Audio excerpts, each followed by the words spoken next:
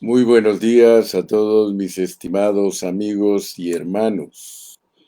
Qué bendición poder llegar a ustedes de nuevo con una lección más. Estamos estudiando las 42 generaciones que Dios nos registra o nos revela o nos hace ver en el Evangelio de Mateo en los versículos del 1 al 17. Le damos gracias a Dios porque después de un tiempo de haber estado estudiando las jornadas, 42 jornadas, nosotros aprendimos que las jornadas son para que nosotros veamos cómo se posee la tierra, o sea, cómo nosotros podemos tomar posesión de Cristo. Pero ahora tenemos otro asunto bonito para estudiar y es 42 generaciones. Si ustedes se dan cuenta, las 42 jornadas es para que uno se posesione, para que uno tome a Cristo. Pero yo creo que no vamos a entender cómo se toma a Cristo si no nos revela Dios que puede ser dado a luz por nosotros. O sea que nosotros, al leer Mateo, que es el Evangelio del Reino, nosotros nos podemos dar cuenta que nosotros podemos dar a luz a Cristo. Ese evangelio dice, mis hermanos y mi madre son todos aquellos los que hacen la voluntad de mi Padre que está en el cielo. Entonces podemos notar entonces que, valga la redundancia, ¿va? Entonces podemos eh, darnos cuenta entonces que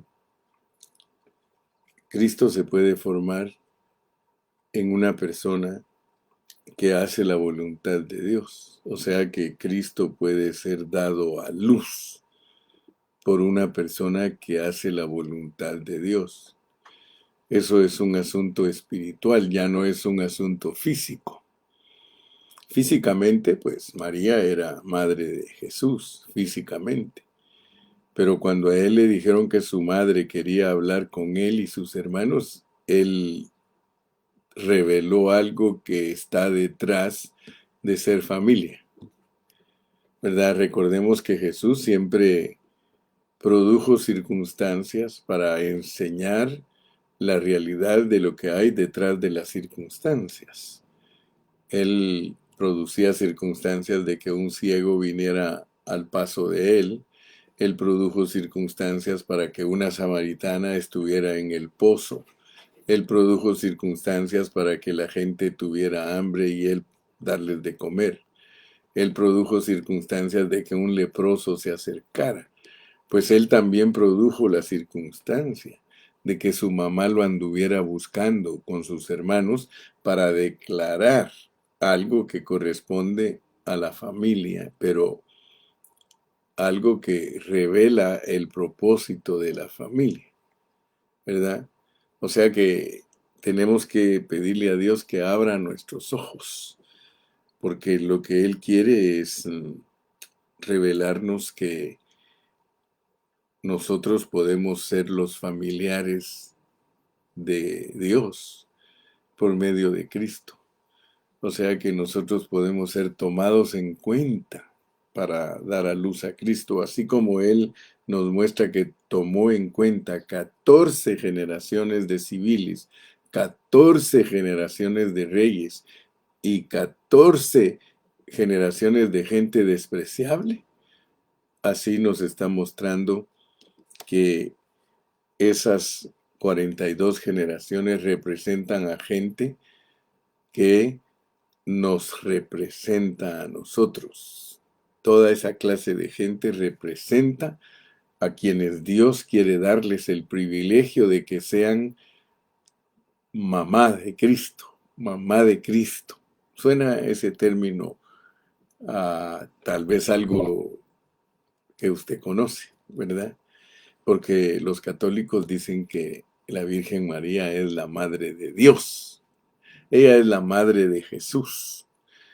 Pero nosotros, la iglesia, que estamos representados como la Nueva Jerusalén, nosotros podemos ser la madre de Cristo, la madre de el Señor Jesús en resurrección. No estamos llamados para ser la madre del Señor en cuerpo físico, sino en resurrección. O sea que en la multiplicación de Cristo, ahí es donde Dios nos ha tomado en cuenta. Así que en esta lección número 5 de hoy, el primer punto que quiero hablar es lo que hay en el corazón de Dios. El quinto punto, perdón, el punto número 1 de la lección 5 de hoy es: el anhelo de Dios es que su Hijo se multiplique.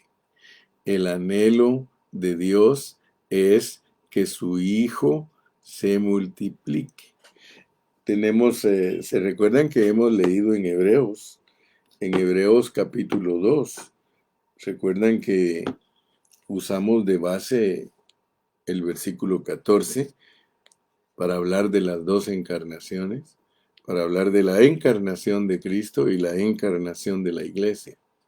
Y fíjense bajo qué contexto está la encarnación de Cristo y la encarnación de la iglesia. Dice el versículo 14, así que por cuanto los hijos participaron de carne y sangre, él también participó de lo mismo para destruir por medio de la muerte al que tenía el imperio de la muerte, esto es, al diablo.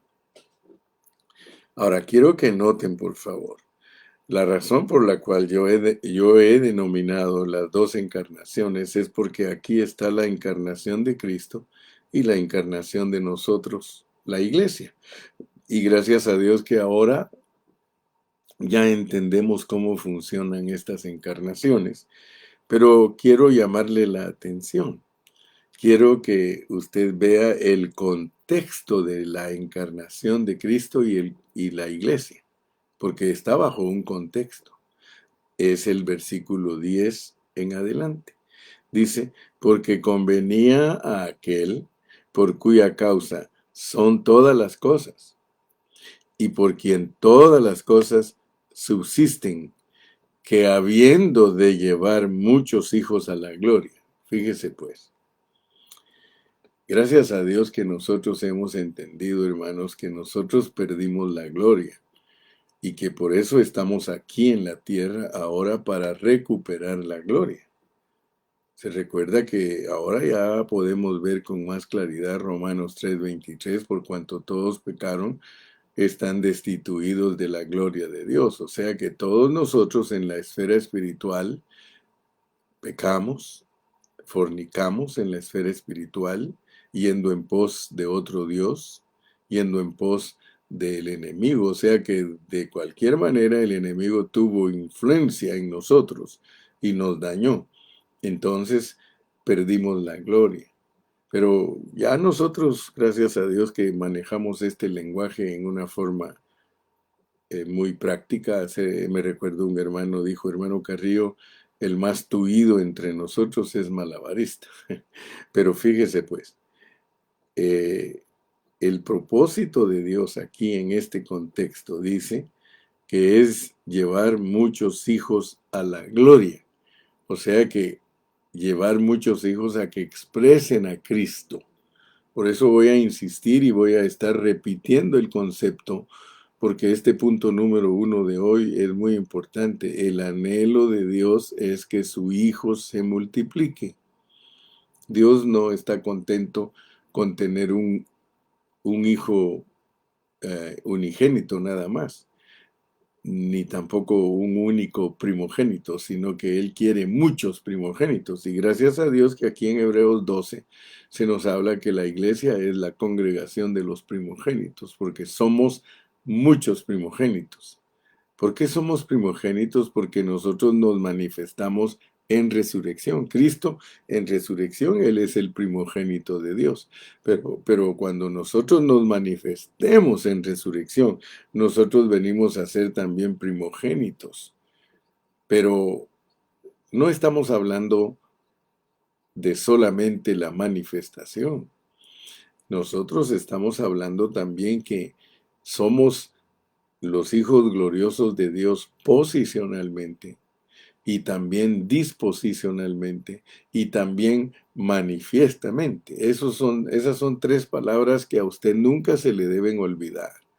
Nosotros posicionalmente tenemos toda la riqueza de Cristo porque Él está en nosotros. Disposicionalmente podemos disfrutarlo y un día nos vamos a manifestar. Fíjese que esas son tres palabras que en la multiplicación de Cristo no se deben perder de vista. Vuelvo a repetir 10, porque convenía a aquel por cuya causa son todas las cosas, y por quien todas las cosas subsisten, que habiendo de llevar muchos hijos a la gloria, perfeccionase por aflicciones al autor de la salvación de ellos. Ok, aquí podemos ver a Cristo, hermano, con la función de llevarnos a la gloria a nosotros y que Él tiene que pasar por un proceso para ser el autor de nuestra salvación. Y dice el versículo 11, porque el que santifica y los que son santificados, de uno son todos, por lo cual no se avergüenza de llamarlos hermanos. Entonces yo quiero que usted vea que el Señor, aquí por medio del escritor de Hebreos, sea quien sea el que haya escrito Hebreos, nos inyecta lo que estamos hablando de mi padre, mi madre, mis hermanos son los que hacen la voluntad de mi Padre que está en el cielo. Aquí está reflejando también esa verdad de que somos sus hermanos. Entonces está hablando de dar a luz a Cristo. Cristo puede ser dado a luz por nosotros como nuestro hermano, como nuestro hijo. Aleluya. Diciendo, mire el verso 12, anunciaré a mis hermanos tu nombre. En medio de la congregación te alabaré. Y otra vez dice, y otra vez, yo confiaré en él. Y de nuevo, he aquí yo y los hijos que Dios me dio. Está hablando de su resurrección. La resurrección de Cristo produce hijos. O sea que la resurrección de Cristo se posesiona en nosotros y entonces nosotros tenemos esa resurrección posicionalmente, tenemos esa resurrección disposicionalmente y tenemos esa resurrección para que se manifieste. Cuando se manifieste la resurrección en nosotros, porque fue, escucha bien, porque fue vivida por nosotros, porque Dios te la da para que la vivas. La resurrección del Señor está en ti para que tú la vivas. Mira, hermanos, si nosotros confesamos todos estos pequeños términos, Dios va a obrar en nosotros. ¿Por qué no confiesas? Vivo en resurrección, ya no vivo yo, mas vive Cristo en mí, y lo que ahora vivo en la carne, lo vivo en la fe del Hijo de Dios, el cual me amó y se entregó a sí mismo por mí. Ya no vivo yo, vive Cristo en mí. Hermano, mira, entre más confieses que vives en resurrección, esa resurrección se va posesionando de ti. Lo que pasa es que nosotros somos muy bagatelas, nosotros andamos divagando siempre, nosotros perdemos de vista el propósito de Dios porque el diablo nos distrae. Que no te distraiga, confiesa que nosotros vivimos en resurrección, confiesa que Cristo resucitó para entrar en ti, para que tú tengas esa resurrección y que vivas en resurrección. Dice en el versículo 14 para poder compactar este contexto, dice, así que por cuanto los hijos participaron de carne y sangre, él también participó de lo mismo para destruir por medio de la muerte al que tenía el imperio de la muerte, esto es al diablo. Entonces quiere decir que nosotros, y ponga atención hermano, para tener la victoria ultimada de Dios, tenemos que morir. Ahora, el asunto es de que este morir de nosotros también es posicional, disposicional y manifiesto. Fíjese que todas las cosas en Dios son maravillosas, porque si usted habla de morirse, Posicionalmente estamos muertos en Cristo, hermano, bautizados en su muerte. Con Cristo estoy juntamente crucificado, pero disposicionalmente puede ser que no lo estés disfrutando. Disposicionalmente puede ser que no tengas la capacidad de lograrlo y solamente lo tienes como doctrina. Pero échale mano a la vida eterna. Lo que tú tienes es muy valioso. Si tú le echas mano a lo que tú tienes, entonces lo vas a disfrutar disposicionalmente. Y eventualmente, con el tiempo, te vas a manifestar en lo que tú estás disfrutando, en lo que tú estás disfrutando.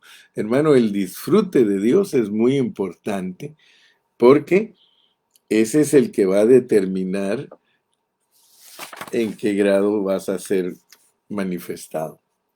Entonces, el anhelo de Dios, y ese es el punto que estoy hablando, el anhelo de Dios, o sea que Dios tiene un beneplácito en su corazón y es que su Hijo se multiplique. Por eso cuando leemos aquí en Hebreos 2:13 dice, yo y los hijos, mira.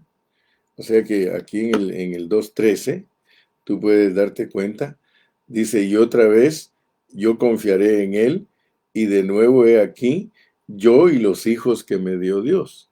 O sea que el contexto de Hebreos, capítulo 2 y versículo 14, que es el versículo 13, es que haya multiplicación del Hijo. O sea que Dios nos está revelando que debe haber una multiplicación del Hijo. Yo y los hijos que Él me dio, y eso pues es la cita de Isaías 8:18. En Isaías se menciona que el Señor Jesucristo iba a tener muchos hijos, que Dios en Cristo iba a tener muchos hijos. Él no tuvo hijos físicamente. Jesucristo no tiene hijos físicamente, pero sí tiene hijos espiritualmente, y esos son los que estamos estudiando porque esa es la multiplicación de la realidad de Cristo. La realidad nunca es lo físico, es lo espiritual. Entonces el libro de los Hechos es la expansión de Cristo, es el crecimiento de Cristo, o sea que en el libro de los Hechos se nos muestra al Cristo que resucitó. Por eso el Cristo que resucitó desde Juan 20:22 se nos revela soplando a los discípulos para entrar en ellos y producir esa multiplicación. Dándoles la vida de Cristo a los discípulos, dándoles su vida por medio del soplo divino, Él depositó en el espíritu de los discípulos su vida y ellos vinieron a ser hijos de Dios. Tenían ya el Espíritu Santo dentro de ellos y después los mandaron al aposento alto para que viniera sobre ellos, porque el Espíritu de Dios no está solo dentro de nosotros, sino que también está sobre nosotros. Dentro de nosotros es una presencia esencial y sobre nosotros está en el trono, sobre nosotros. Muy bien, entonces este momento de la multiplicación de los hijos de Dios, o sea que el momento de exhibir la multiplicación de los hijos de Dios fue en el libro de los Hechos. El asunto del Cristo multiplicado, nosotros sabemos que es una revelación desde la eternidad pasada, gracias a Dios que ya lo entendimos por medio de Efesios 2:10. Cuando Dios nos crió como un Cristo corporativo. Somos el cuerpo de Cristo.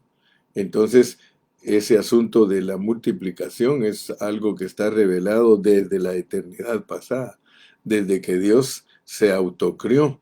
Se recuerda que ya expliqué su autocreación, porque su autocreación es corporativa.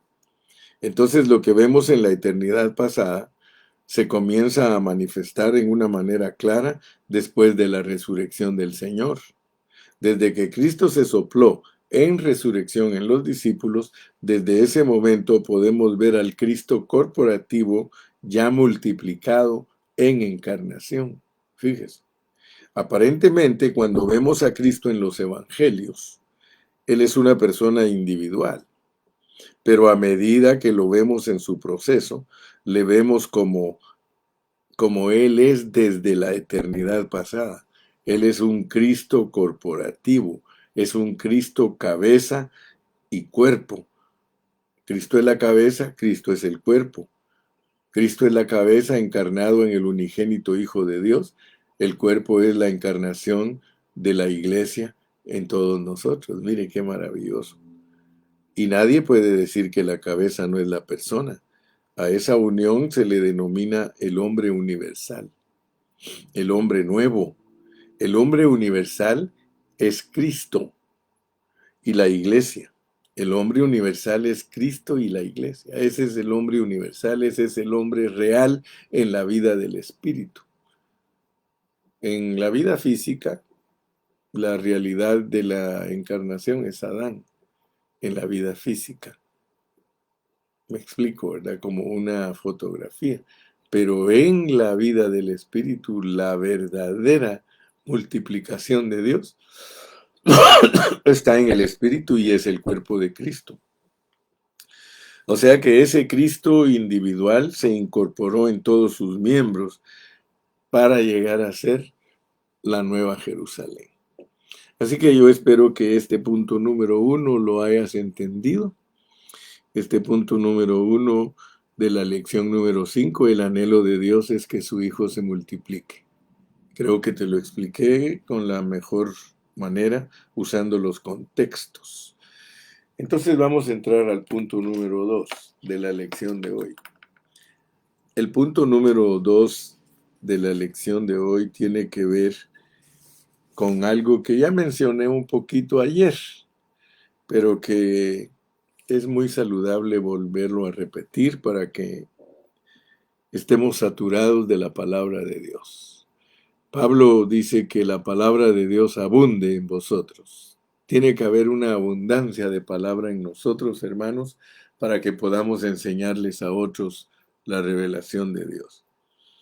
Entonces el punto 2 es el orden en que están escritos los evangelios. El orden en que están escritos los evangelios. Algunos atribuyen al hombre el orden de los libros de la Biblia, pero es cierto que el hombre los puso, pero de la misma manera que Dios inspiró a los hombres para escribir la Biblia, también inspiró a los hombres para ponerla en el orden en que está. La Biblia que nosotros tenemos fue completada hasta en el año 325 de nuestra era. Antes de eso no poseían los cristianos una Biblia a la manera que nosotros la tenemos, con capítulos, con versículos y en el orden que está. Pero Dios es el que puso en orden los libros porque hay un mensaje en el orden de los libros. Si usted estudia el Pentateuco, usted se va a dar cuenta que el Pentateuco es Génesis, Éxodo, Levítico, Números y Deuteronomio. Al estudiar el Pentateuco, lo que los judíos le llaman la Torah,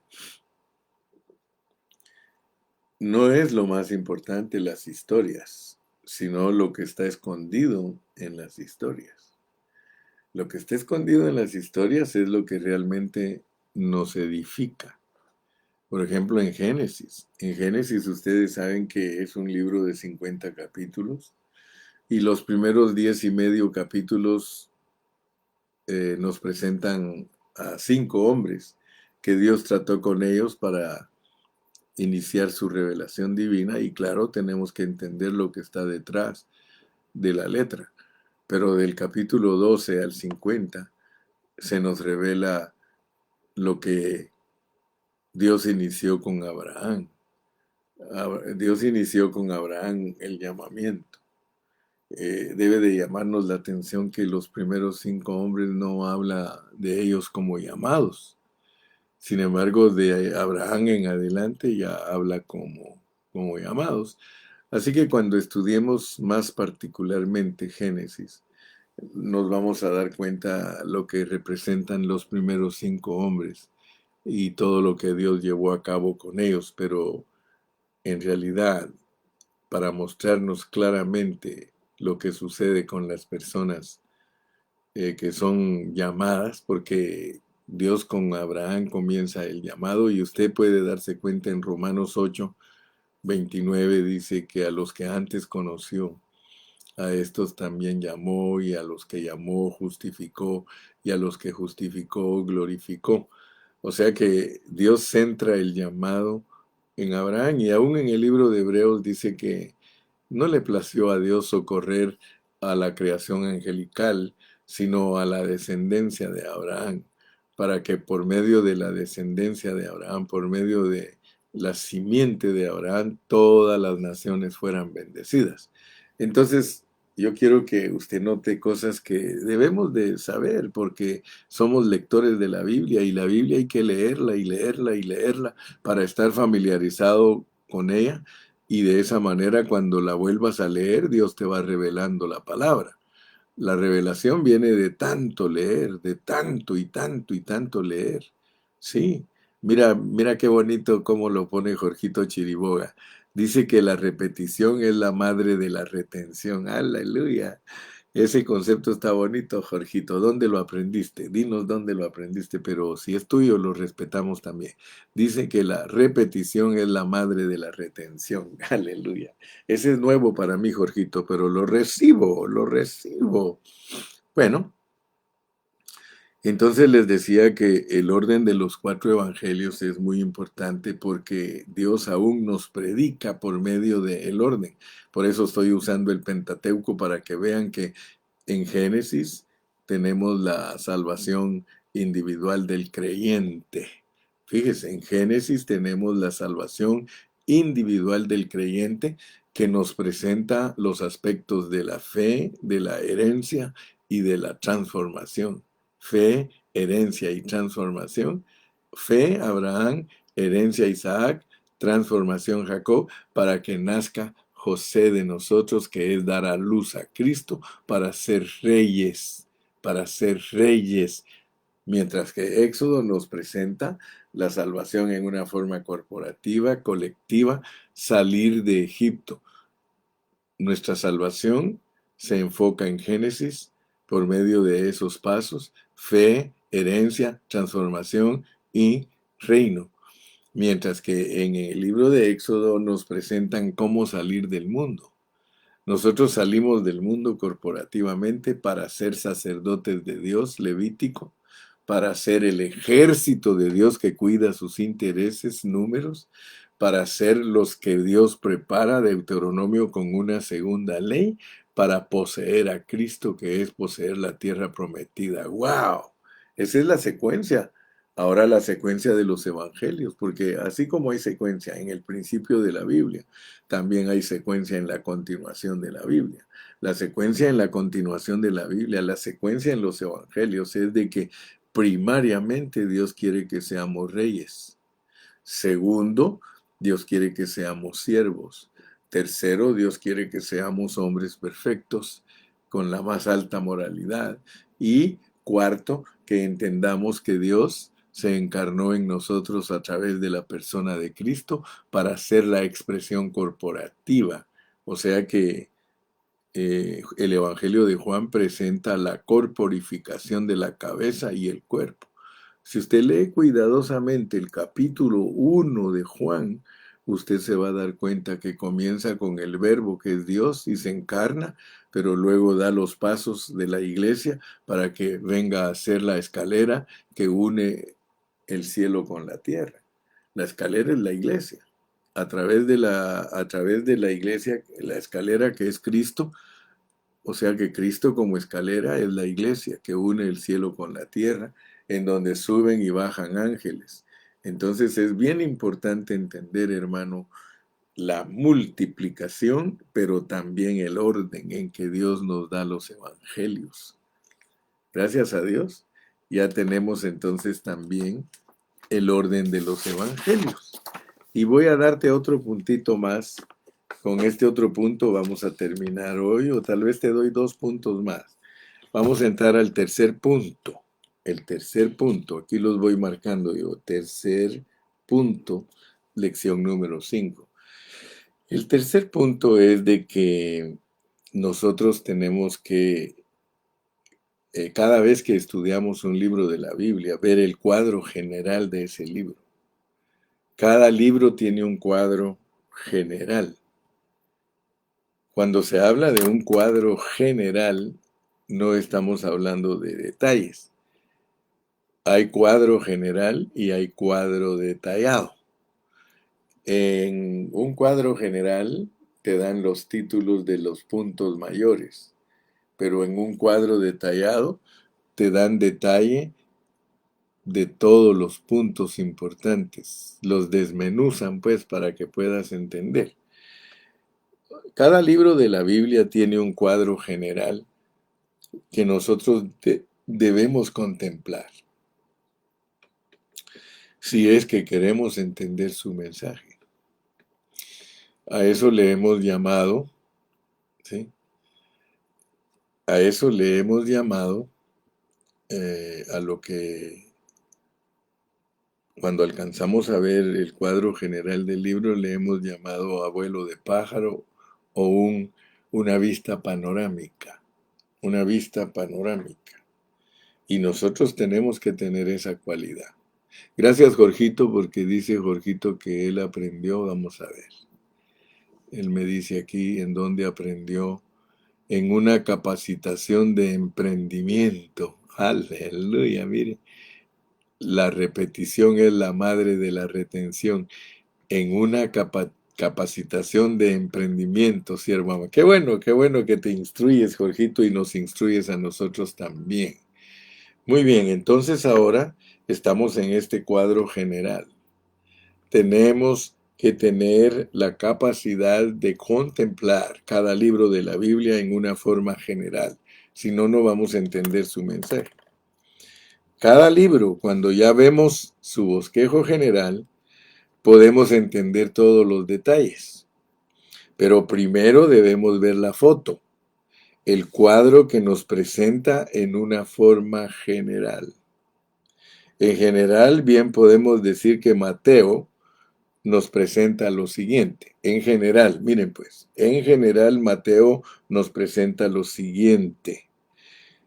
Cristo es Jehová, Dios encarnado para ser el Rey y Salvador de su pueblo.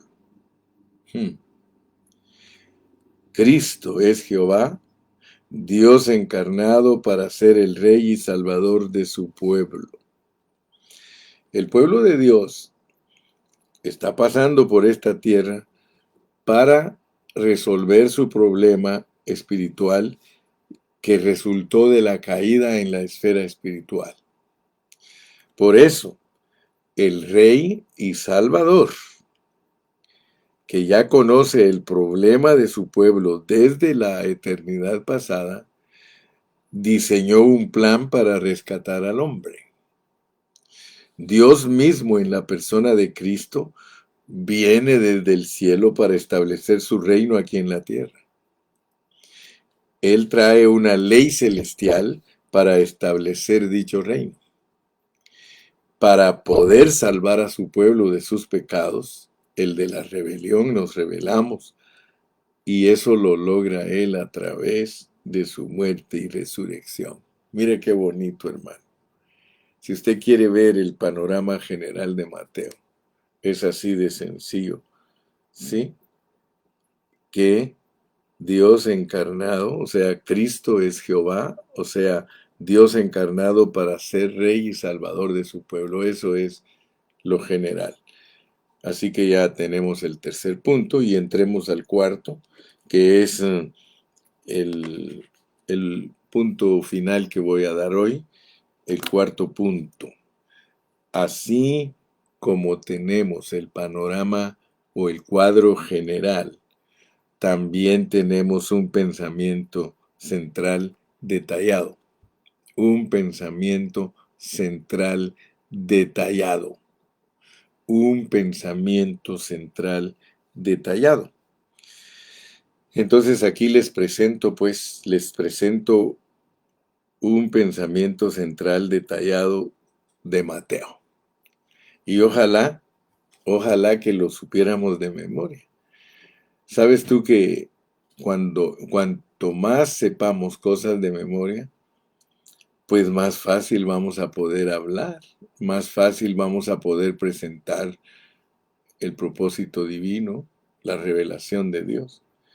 Ahí te va, pues, ahí te va, y si quieres cuentas cuántas cosas son los detalles de Dios. Cristo como Jesús, Cristo como Jesús, aquí ya vamos en detalles. Cristo como Jesús es Jehová el Salvador. Y Emmanuel, Dios con nosotros. Él es rey en Mateo. Él es bautizador. En Mateo Él es la luz. En Mateo Él es el maestro. En Mateo Él es el sanador. En Mateo Él es el perdonador. En Mateo Él es el novio. En Mateo Él es el pastor. En Mateo Él es el amigo. En Mateo Él es la sabiduría. En Mateo Él es el descanso. Él es el Shabbat. En Mateo Él es el mayor templo, el templo mayor. En Mateo Él es el David real. En Mateo Él es el Señor y dueño del sábado. En Mateo Él es el gran Jonás. En Mateo Él es el gran Salomón. En Mateo Él es el sembrador. En Mateo Él es la semilla. En Mateo Él es el que alimenta. En Mateo Él es el pan. En Mateo Él es las migajas debajo de la mesa. En Mateo Él es el Cristo. En Mateo Él es el Hijo del Dios viviente. En Mateo Él es la roca sobre la cual Cristo está edificando su iglesia. En Mateo Él es el edificador de la iglesia. En Mateo Él es el fundador del reino. En Mateo Él es el Moisés presente. En Mateo Él es el Elías presente. En Mateo Él es la piedra angular. En Mateo Él es el Señor. En Mateo Él es el resucitado, el que tiene toda la autoridad, el que siempre está presente para su gente en resurrección. Aleluya. Entonces, estos detalles que yo te he presentado en este momento nos presenta la totalidad de Cristo en el Evangelio de Mateo. Todos estos asuntos o puntos que te leí son la totalidad de Cristo en el Evangelio de Mateo. Entonces quiere decir que Mateo nos presenta a una persona sorprendente. Mateo es aún más rico que el Evangelio de Juan y nosotros debemos de disfrutarlo y participar de él. Debemos experimentarlo en todos estos aspectos en su resurrección. Su resurrección nos sirve a nosotros para disfrutarlo en todos estos aspectos, porque por medio de su resurrección Él entró en nosotros y ahora vuelvo a repetir, posicionalmente, disposicionalmente y manifiestamente, Cristo funciona en los creyentes. Él funciona objetivamente en nosotros, Él funciona subjetivamente en nosotros y Él funciona manifiestamente en nosotros. Así que solo es cuestión de pasar por un proceso, bendito sea el nombre del Señor. Debemos experimentarlo entonces en todos sus aspectos como el Cristo resucitado. Esto no se puede experimentar en una forma natural, no. Él siempre está presente con nosotros hasta el fin del mundo. Mateo es el evangelio que nos presenta a Dios con nosotros todo el tiempo. Mateo es el evangelio que nos presenta a Jesucristo estando con nosotros todo el tiempo. Es el evangelio que tú debes usar para enseñar que Dios nunca te deja en el Nuevo Testamento. En el Nuevo Testamento no eres un hotel en el cual Dios viene y se va. Eso es en el Antiguo Testamento. En el Antiguo Testamento todos los hombres de Dios eran hoteles. Dios venía a ellos, ejecutaban la función que Dios les había encomendado y se iba Dios. En el Nuevo Testamento tienes que entender que no se va Dios ya nunca. Cuando Dios vino a la iglesia, el Evangelio de Mateo lo enseña, es para quedarse con nosotros para siempre. Por eso se llama Emanuel. Recuérdate, en Mateo Dios es Emanuel, Dios con nosotros. Por eso termina con las palabras, he aquí yo estoy con vosotros aún hasta la terminación de la edad. Esto es maravilloso, hermano. Esto es precioso. Gracias a Dios que estamos teniendo este tiempo maravilloso de estudiar la palabra. Confiesa siempre la palabra, porque el confesar la palabra nos constituye. En esta mañana podemos orar y decirle gracias, Señor, por el Evangelio de Mateo. Gracias, Señor, por el cuadro general de Mateo. Gracias, Señor, por el pensamiento detallado de Mateo. Gracias, Señor, porque Mateo es el Evangelio que me muestra que tú ya nunca dejas a tu iglesia, que desde que viniste para quedarte en la iglesia y estar con la iglesia para siempre. Bendito sea el nombre del Señor. Así es, mis amados hermanos, que con este punto número 4 estamos llegando al final de nuestra lección de hoy y si el Señor nos permite, continuaremos mañana. Recuérdate, Dios te ha puesto a ti en esta tierra para que tú puedas recuperar la gloria perdida, la cual Dios te la devuelve a través de vivir la vida de Cristo. Si no estás viviendo la vida de Cristo, yo no te veo esperanzas de que recuperes la gloria perdida. El día domingo fui muy enfático y les estuve diciendo a los hermanos que me escucharon, hermanos, ¿para dónde estamos avanzando? ¿Estás avanzando hacia adelante? ¿Estás progresando, hermano? ¿Cada día te pareces más a Cristo? Porque si no te pareces a Cristo cada día más y más y más, entonces no estás recuperando la gloria. Aleluya. Y esta es la vida eterna, que te conozcan a ti, el único Dios verdadero, y a Jesucristo, a quien has enviado. Hasta la próxima. Despídete. Despídete, mi hermano. Despídete. Hasta la próxima. Despídete. Hasta la próxima. Hasta la próxima. Bye bye.